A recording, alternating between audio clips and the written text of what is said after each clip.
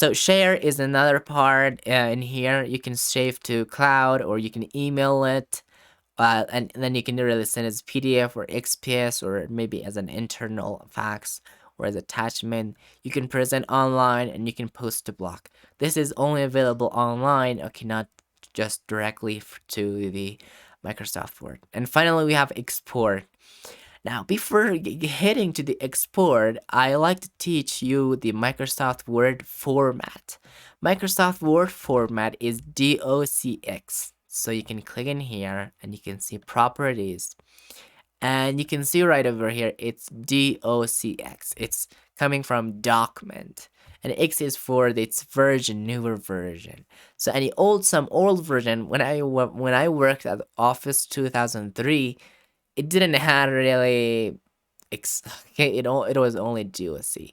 But for newer version from 2013, for 2019, and for new coming up, maybe new 2021, it doesn't have, okay, it has, sorry, it has X.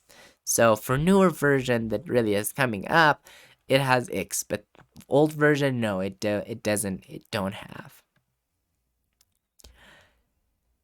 So that's the type format of Microsoft Word, but in the export, you can have a different other type format as well, like PDF, portable document format, or XPS. So you can click in here and you can see that it has other two. Now these two are portable, like PDF and XPS. XPS is for Microsoft and PDF is portable document. And as I all know, this XPS can be really available for Windows also.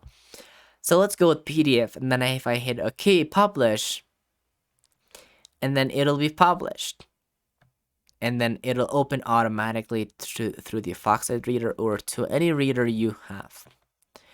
I like to teach you there is two options because to be precise on that and complete, it is a standard publishing for it's good for printing and online, but if you want a minimum size, so you can click in here. It's good for publishing online.